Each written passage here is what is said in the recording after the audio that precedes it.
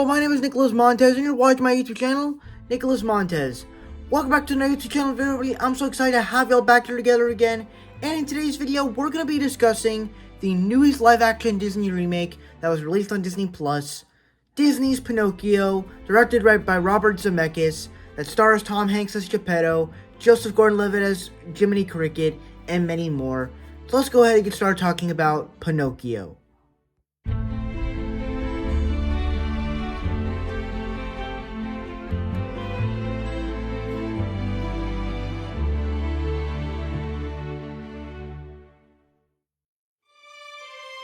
And unlike other people that have said that this movie is bad, it's not worth your time, and it doesn't capture any of the magic from the original film, I'm just gonna tell you and say that you're flat out wrong, and that everybody that says that this movie's bad, I don't understand where you're coming from, because this movie, I thought, was actually really good.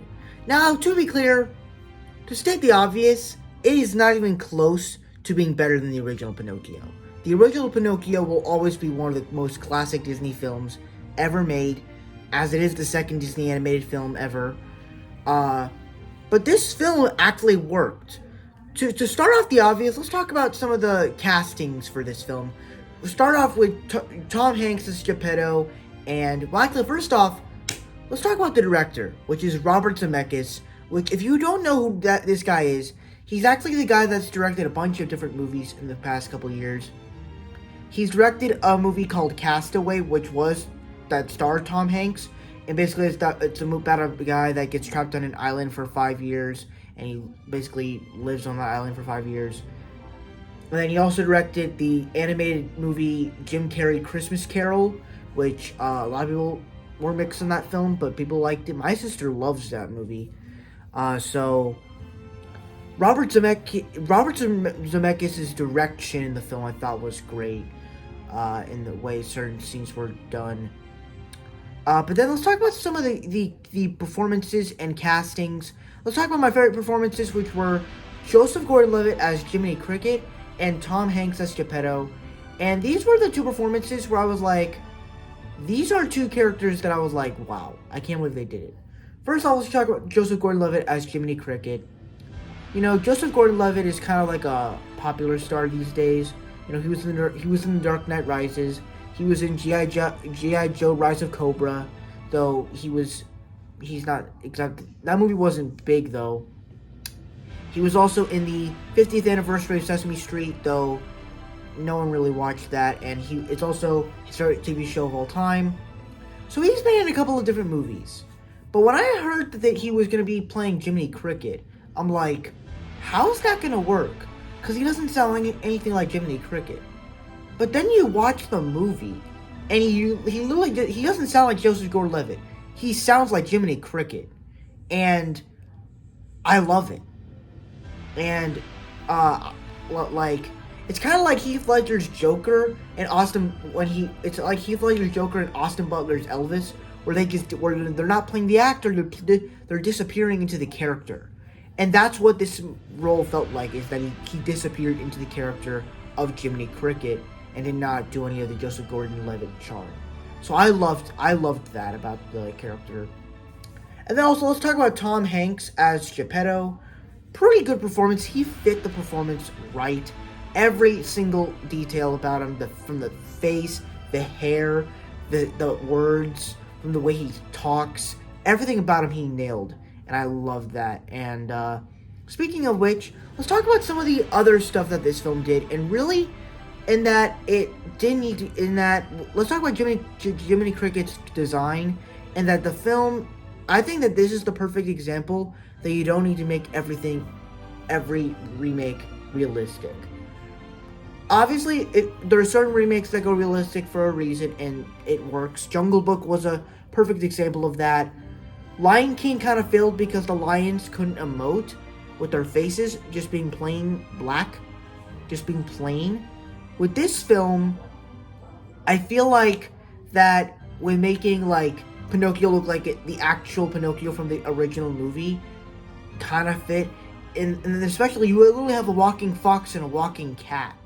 So, like, how do you make that realistic when that was in the original movie? And how do you have not have the boys turning into donkeys. Like, you have to do it in some sort of way. So it's like, I thought it was a nice way to actually say, you know, we don't need to make every Disney remake realistic, so let's just make the cartoon come to life. And I love that. That's a great message. Beyond that, man, I feel like even through this with Cleo and Figaro, they actually had emotion in their face, so you could actually tell what they were feeling. Especially with Cleo, as she did the famous move in the original movie. And next up, let's just talk about all the iconic moments. All the iconic moments I felt nostalgia for, especially in the beginning when they're dancing and all that stuff. I felt heartwarmed from that. Even when the Blue Fairy was singing "When You Wish Upon a Star." I love the opening to the film where Jiminy Cricket sings it. When the opening of every Disney movie is literally "When You Wish Upon a Star." That's perfect. And then they do make some pretty good jokes, like to Chris Pine and fourth wall breaking, which I thought was pretty cool. The kid that played Pinocchio, I thought was great. To be honest with you, he had this charm that reminded me a lot of Elmo. Like, I don't know what it was. Like, he reminded me so much of Elmo. Like, he was so sweet. Every time he interacted with somebody, especially with the girl Sabina, I thought was great. And it was heartwarming. And I loved it. And so, and then also Keegan-Michael Key as Honest John, pretty great. He fit the voice of that character. Stromboli looked pretty accurate. And he fit the voice and texture of it and everything.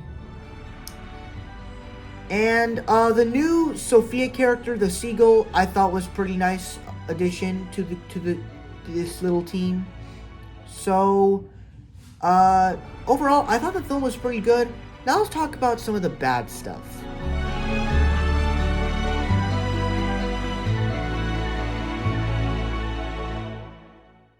Now, when we move on to the bad on this film, I have to say this, and that first off, I wish that there were more iconic scenes in the film. Like, I heard that there were some scenes where they kind of cut some songs out, like Let Your Conscience Be Your Guide.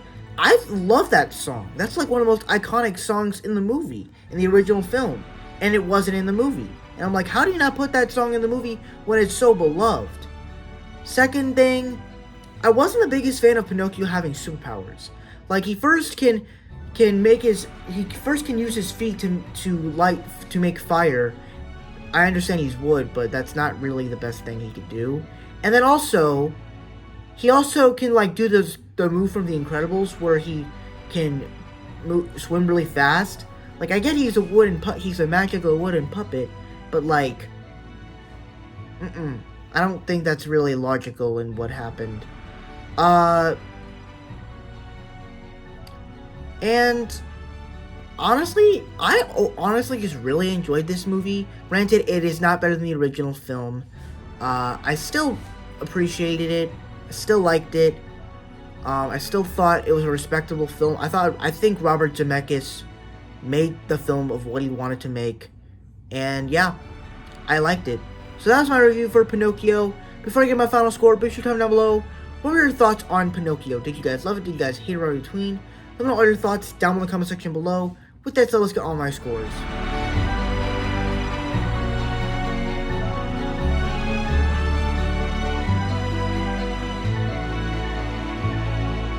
Alright, so that's it for my scores. Thank you guys so much for watching. I really hope you enjoyed. Don't forget to like, comment, and subscribe.